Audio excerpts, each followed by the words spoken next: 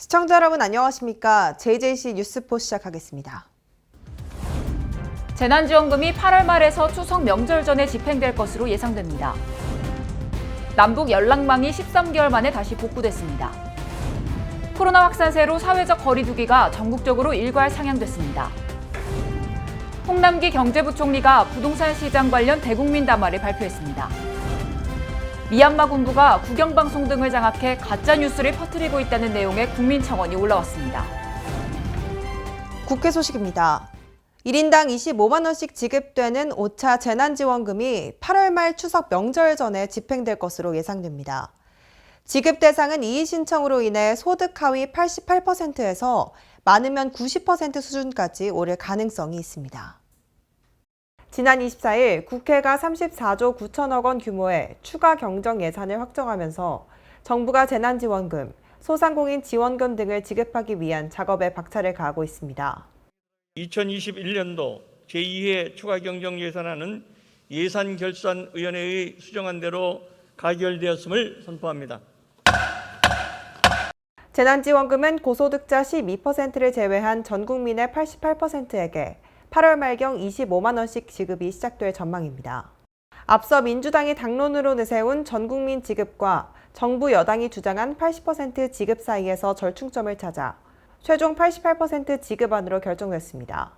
코로나19 4차 대유행 등 중대한 상황 변화를 반영하기 위하여 소상공인에 대한 지원 강화와 상생국민지원금에 대한 다양한 의견을 수렴하기 위해 노력하였습니다. 재난지원금의 지급은 코로나19 확산세에 따라 시기가 더 늦어질 수도 있는 상황입니다. 거리두기 강화 조치로 영업에 차질을 빚은 소상공인 먼저 17일부터 희망회복자금 최대 2천만 원 지원금을 지급합니다. 재난지원금은 전 국민 88%에 해당하는 2,034만 가구에 1인당 25만 원씩을 지급할 예정입니다. 이에 따라 세전 월 소득 기준 2인 가구는 556만 원, 3인 가구는 717만 원, 4인 가구는 878만 원 이하면 재난지원금을 받을 것으로 보입니다. 맞벌이인 경우 소득 기준을 따질 때 한 명이 더 있는 것으로 간주해 월 소득이 2인 가구 717만 원, 3인 가구 878만 원 이하면 재난지원금 지급 대상에 포함됩니다. 아울러 정부는 소득 기준을 충족하더라도 고액자산가인 경우에는 재난지원금 지급 대상에서 제외하는 컷오프 방안을 검토 중입니다. 26일 문재인 대통령은 국회를 통과한 34조 9천억 원 규모의 2차 추가 경정 예산안의 신속한 집행을 주문했습니다. 34조 9천억 규모의 2차 추경안이 국회를 통과했습니다. 국회에 각별한 감사의 말씀을 드립니다. 정부는 어려운 분들에게 적기에 신속히 지원될 수 있도록 추경 집행에 만전을 기하겠습니다. 또한 지원금 선별 지급에 대한 양해의 말도 전했습니다. 전 국민 지원은 아니지만 국민 다수가 힘겨운 시기를 건너고 있고 많은 분들이 생계에 어려움을 겪는 상황에서 상대적으로 좀 더 여유가 있는 분들에게 양해의 말씀을 구합니다. 실제 지원금이 지급되는 시기는 이르면 8월 말부터 시작될 것으로 보입니다. 다만 코로나 확진자가 계속 증가하면 지급 시점이 미뤄질 수 있어 정부는 늦어도 9월 중순 전까지 지급될 것으로 예상합니다. 지난해 6월 8일 단절된 남북 연락망이 지난달 27일 복구됐습니다.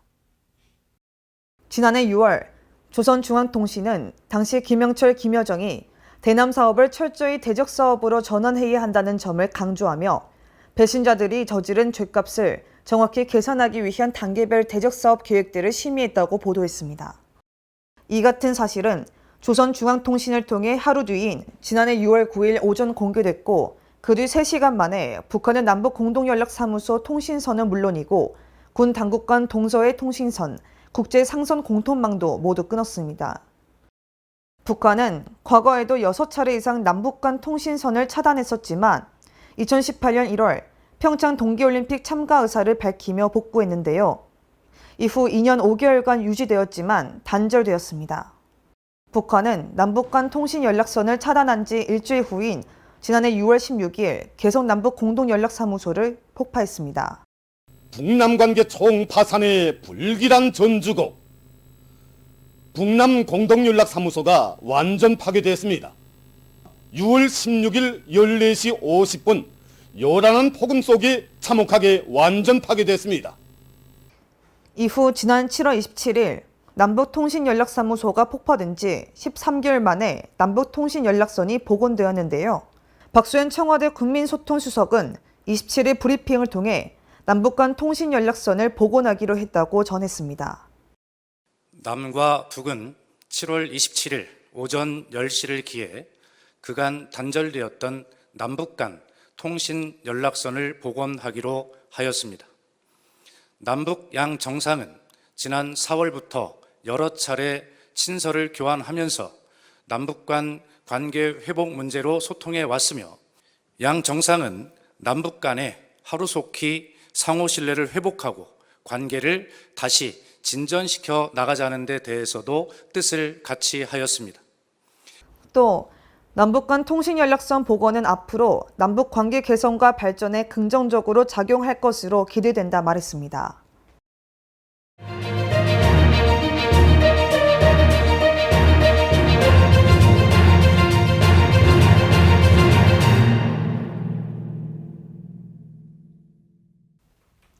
코로나 확산세가 줄지 않고 있는데요. 20일 연속 1000명대 코로나 확진자가 속출하면서 사회적 거리 두기를 전국적으로 일괄 상향했습니다.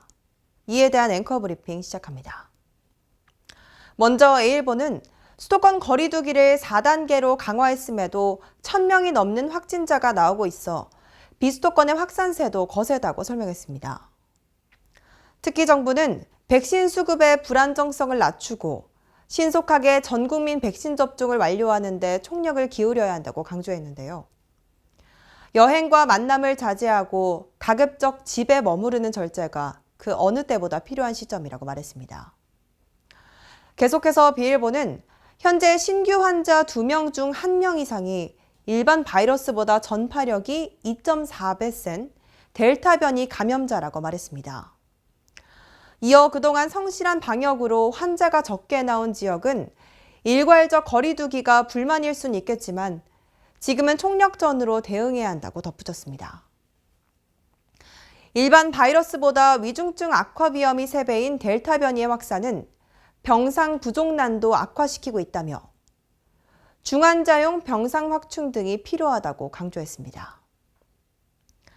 C일보는 정부가 비수도권 방역 강도를 높인 것은 비수도권의 감염 확산이 빨라지고 있기 때문이라고 말했는데요. 휴가철을 맞아 이동량이 늘고 있는 마당에 지역 구분은 무의미하다며 지역별 방역 단계의 차이가 나면 오히려 풍선 효과를 초래할 수 있을 것이라고 강조했습니다. 또한 백신 접종으로 우리의 삶이 더 자유로워질 때까지 힘들어도 거리 두기에 적극 동참하는 것만이 큰 피해를 막을 수 있을 것이라고 설명했습니다. 이처럼 델타 변이 바이러스를 중심으로 한 확산세가 줄지 않고 있기 때문에 강화된 방역 지침에 적극 협조해 이 위기를 극복해야 될 때입니다. 앵커 브리핑 이어갑니다. 지난 28일 홍남기 경제부총리는 부동산 시장 관련 대국민 담화를 발표했습니다. 담화 내용에는 새로운 대책이라고 할 만한 게 전혀 없었고 국민에게 탓을 돌렸다는 비판이 일고 있는데요. 현 상황에 대한 각 언론사별 의견 살펴보겠습니다. A일보는 정부 경고가 괜한 건 아니라며 문제는 합리적 진단조차 먹히지 않을 정도로 정부 신뢰도가 추락한 현실이라고 강조했습니다. 정부는 그동안 다주택자 규제부터 투기와의 전쟁, 세제 강화 등에 걸쳐 빈번히 실책을 거듭해왔고 잘못된 통계로 시장 현실을 왜곡하기까지 했다고 비판했습니다. B일보는 정부가 이날 집값, 전셋값 상승에 대해 송구하다며 내놓은 대책은 기존 주택 공급 계획을 차질 없이 이행하고 내부 정보 불법 활용 등 4대 교란 행위를 차단하겠다는 정도라고 말했습니다. 25차례에 걸친 부동산 대책이 실패한 상태에서 집값을 안정시킬 아무런 수단도 준비하지 못한 채 오직 집을 사면 큰 손해를 볼 것이라는 으름장만 놓은 것이라며 대책의 미흡함을 강조했습니다. 마지막으로 C일보는 대출은 죄고 세금 폭탄만 안긴 규제 일변도 정책 헛발질로 집값을 천정부지로 올린 건 정부라며 정부가 시장 교란자란 얘기라고 말했습니다. 그런데도 홍 부총리는 시장이 지적하는 공급 부족, 수급 문제는 없었다는 주장을 되풀이했다고 비판했습니다. 좀처럼 잡히지 않는 집값에 정부의 신뢰도가 추락한 건 현실입니다. 국민들의 신뢰 회복을 위해 구체적인 공급책을 내놓아야 할 겁니다.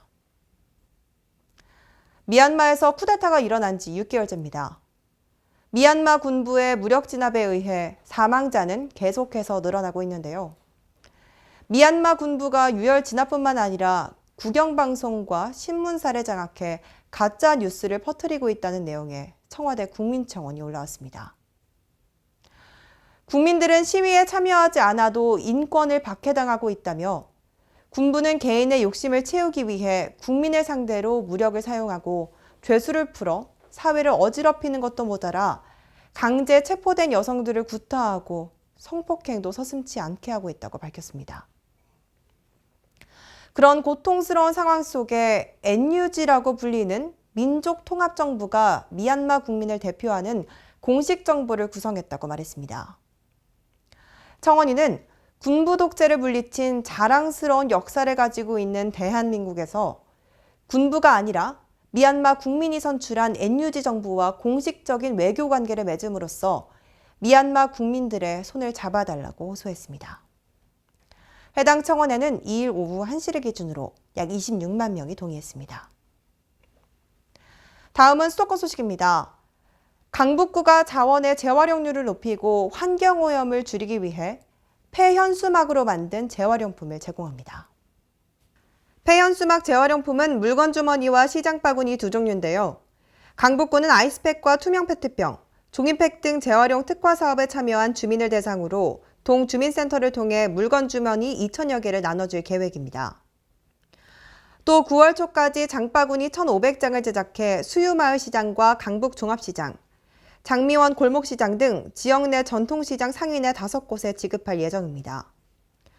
합성 섬유를 소재로 한 폐연수막은 매립해도 잘 썩지 않고 소각할 경우 유해물질을 배출하는 등 다양한 문제를 발생시키는데요. 지난해 서울 지역의 폐연수막 재활용 비율은 55%에 불과한 것으로 나타났습니다. 마포구가 상암동 보행환경 개선지구 조성을 위해 상암동 구시가지 일대 보행환경 개선을 진행했습니다. 마포구가 상암동 보행환경 개선지구 조성을 위해 상암동 구시가지 일대 보행환경 개선을 진행했습니다. 성암로 13길 및 15길, 월드컵북로 42가길 일대에 디자인 스태핑 도막 포장 공사와 일부 구간의 도로명 안내표지로 정비공사를 완료했습니다. 이와 함께 도로표지 26개에 대한 도로명 안내표지로의 정비공사도 완료해 도로 이용자 편의를 증진시켰습니다.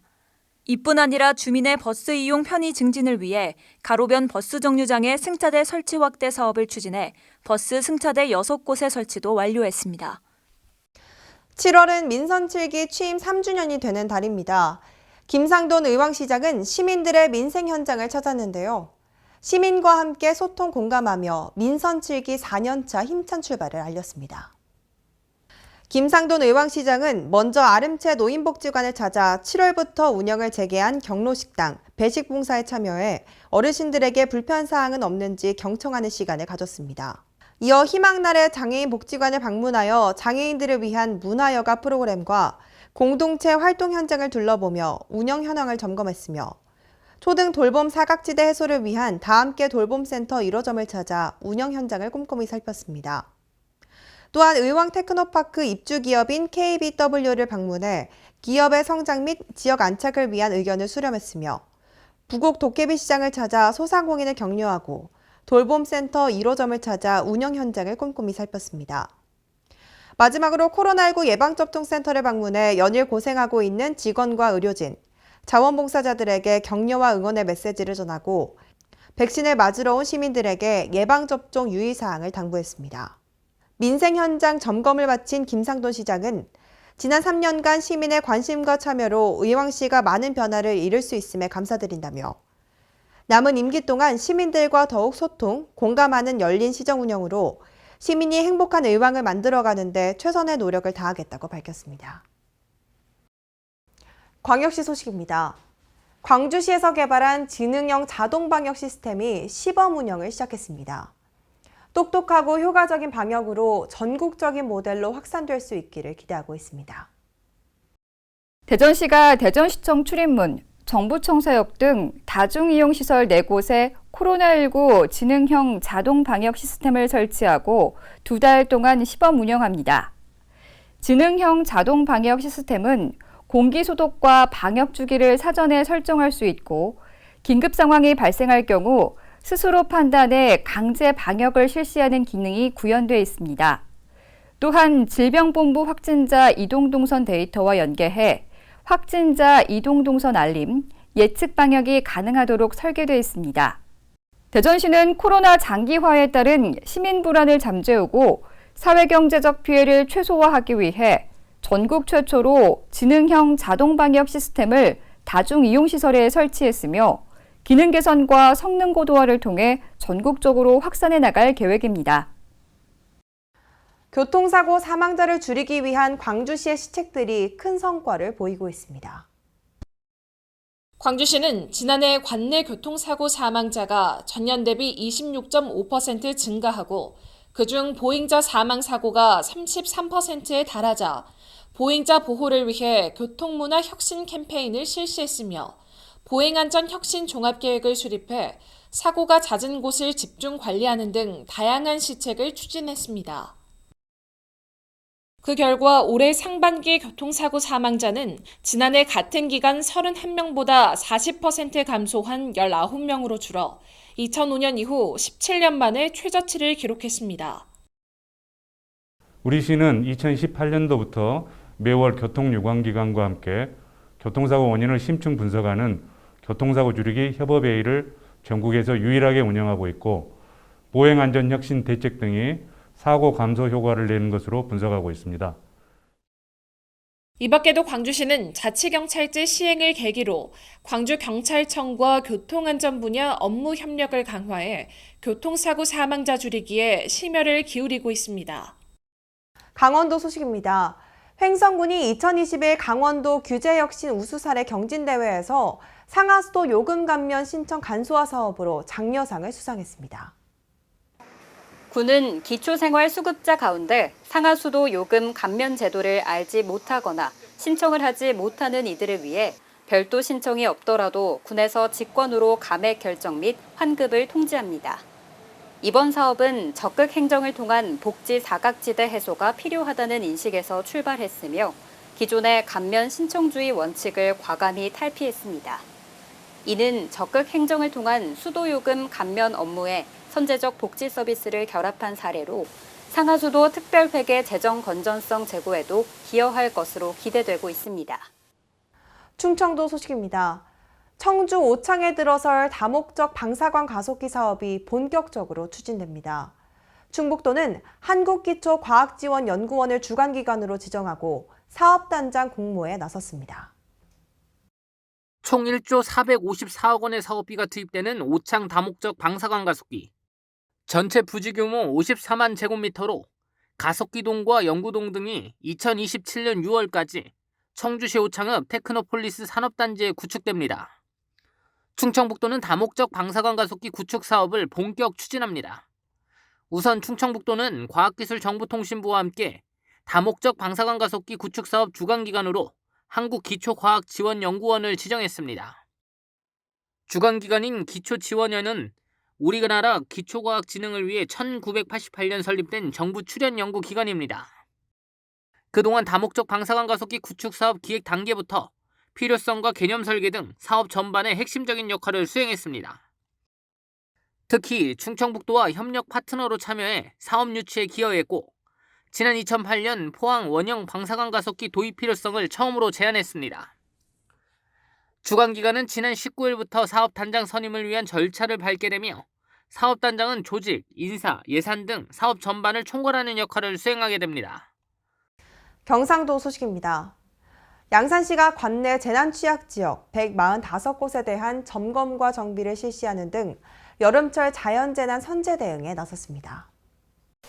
양산시는 지역 읍면동장, 관계 공무원 등이 함께 재난 취약 지역을 직접 점검하고 정비가 필요한 곳은 신속한 대비를 강구하는 등 자연재난 예방에 나섰습니다. 또한 관내 수해복구 공사 현장과 대형 공사장을 점검하는 현장 행정에도 나서며 정비를 지시하고 위험 방지 대비책을 지시했습니다. 아울러 양산시는 6월에서 9월을 폭염 대책 기간으로 정하고 TF팀을 구성해 무더위 쉼터와 그늘막 관리 등에 나서는 등 종합 대책을 추진하고 있습니다.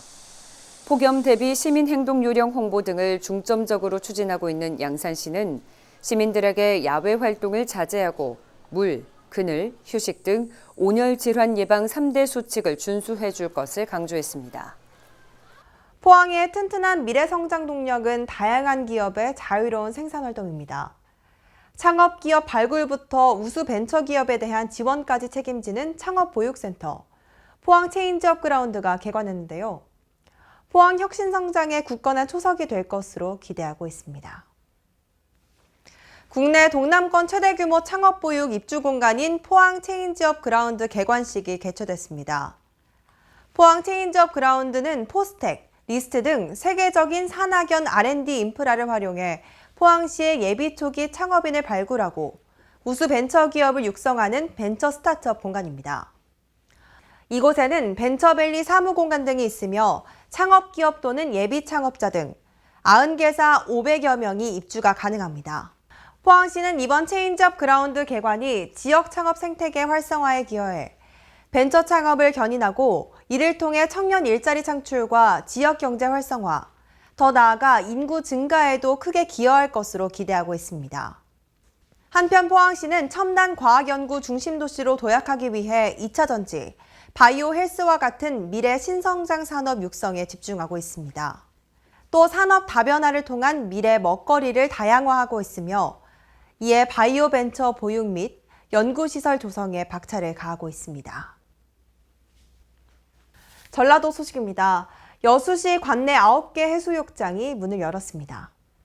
개장 해수욕장은 만성리와 모사금, 방죽포와 무술목, 웅천과 장등, 거문도와 안도이며 올해 처음으로 개장한 곳은 낭도입니다.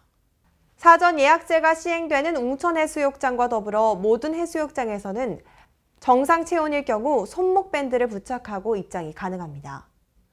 관내 9개의 해수욕장은 8월 22일까지 운영합니다. 전주시가 시민들이 손수 가꾼 정원 3곳을 아름다운 정원으로 선정했는데요. 공모전에서 수상한 정원을 활용해 투어 프로그램도 진행할 예정입니다. 전주시가 시민들이 손수 가꾼 정원 3곳을 아름다운 정원으로 뽑았습니다. 지난해에 이어 2회째 열린 이번 공모전은 조성된 지 2년이 넘은 민간 정원을 대상으로 지난 4월 신청을 받아 현장 심사와 시민투표를 거쳐 선정했습니다. 대동상을 수상한 안소연씨 정원의 경우 역사적 미학적 의미와 아름다움을 충분히 갖춘 정원이라는 평가를 받았습니다. 향후 전주시는 공모전에서 수상한 정원을 활용한 투어 프로그램을 여는 등 시민들과 함께 공유할 예정입니다. 전주시 관계자는 정원 투어, 전주정원 지정 등 앞으로도 정원 문화 확산을 위한 다양한 노력을 기울일 것이라고 말했습니다. 지금까지 전북에서 양호정이었습니다. 무주군수가 관내 무더위 쉼터로 지정된 곳을 직접 방문해 운영 실태를 점검했는데요. 자세한 내용 양호정 기자가 취재했습니다. 황인홍 무주군수가 관내 무더위 쉼터로 지정된 마을 해관과 경로당을 직접 방문해 운영 실태를 점검했습니다. 황인홍 군수는 점심 식사 이후에는 경로당에서 건강체조 등 다양한 프로그램을 함께 하시면서 시간을 보내달라며 꼭 필요한 농작업은 이른 아침에 2명 이상이 함께 해주시길 당부드린다고 말했습니다. 군은 현재 경로당과 행정복지센터, 복지회관 등의 에어컨과 선풍기 등 냉방기를 갖춘 무더위 쉼터 81개소를 운영하고 있으며 추후에는 선풍기와 비상 구급품을 무더위 쉼터로 지정된 경로당과 마을회관에 지급할 계획입니다. 이 밖에도 군은 재난위기 경계 발령에 따른 재난안전대책본부를 운영함과 동시에 보건의료원 응급실을 통한 온열진 환자 발생 현황 모니터링 등 생활 밀착형 폭염 대책을 추진 중에 있습니다. 지금까지 전북에서 양호정이었습니다. 남원시가 가가호호 생활안전 닥터 사업을 통해 독거노인 가구의 가스, 수도, 전기, 안전진단을 진행했습니다. 남원시가 가가 호호 생활안전닥터 사업을 통해 올 상반기에 관내 독거노인 가구 가스, 수도, 전기 안전진단을 실시했습니다. 생활안전닥터는 관내 독거노인과 장애인 등 안전에 취약한 가구를 직접 방문해 생활 속 취약한 안전정비들을 점검 및 수리해주는 역할을 하고 있습니다. 남원시는 하반기에도 지속적인 모니터링을 통해 사후 관리를 실시해 모든 면민들이 안전한 해를 보낼 수 있도록 한다는 입장을 전했습니다. 남원시 관계자는 하반기에도 생활안전 닥터를 운영해 모든 주민들이 안전하게 생활할 수 있도록 지원하겠다고 말했습니다. 지금까지 전북에서 양호정이었습니다. 세계 소식입니다. 카카오 창업자 김범수 의장이 이재용 삼성전자 부회장을 제치고 한국 최고 부자에 등극했다고 블룸버그 통신이 보도했습니다. 블룸버그 억만장자 지수를 보면 김 의장은 134억 달러, 우리 돈 15조 4천억 원의 순자산으로 121억 달러, 우리 돈 13조 9천억 원의 이 부회장을 제치고 국내 1위에 올랐습니다. 카카오 주가는 올해에만 91% 급등했습니다. 김 의장은 주가 고공행진에 힘입어 올해 들어서만 재산을 60억 달러, 우리 돈 6조 9천억 원 이상을 불린 것으로 집계됐습니다. 블룸버그 통신은 자수성가한 기업인인 김 의장이 이 부회장을 비롯해 수십 년 동안 한국 경제를 지배해온 재벌 총수를 부자 랭킹에서 모두 제쳤다는 사실에 주목했습니다. 일반적으로 금메달리스트에게 요구되는 메달 깨물기는 전통적으로 순금을 과시하는 제스처로 여겨지는데요. 도쿄올림픽 조직위원회가 메달리스트들의 상징 포즈, 메달 깨물기 세레머니에 주의를 줬습니다.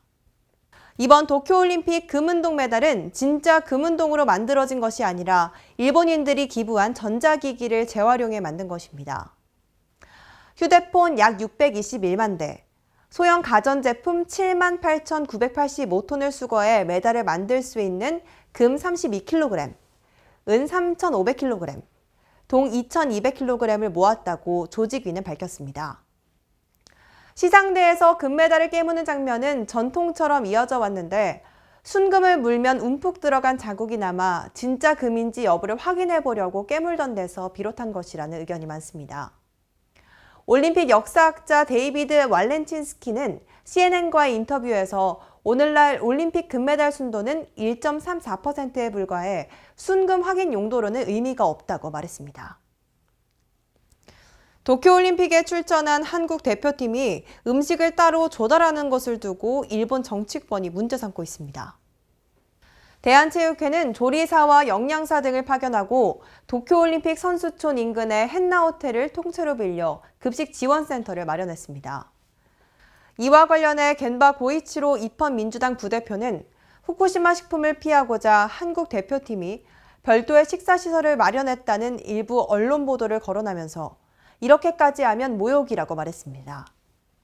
겐바 의원은 일본 정부가 한국 대표팀의 이런 행동에 관해 IOC에 항의하고 엄중한 주의를 요구해야 한다면서 이것을 그냥 두면 후쿠시마산에 대한 평판 피해가 커진다고 주장했습니다.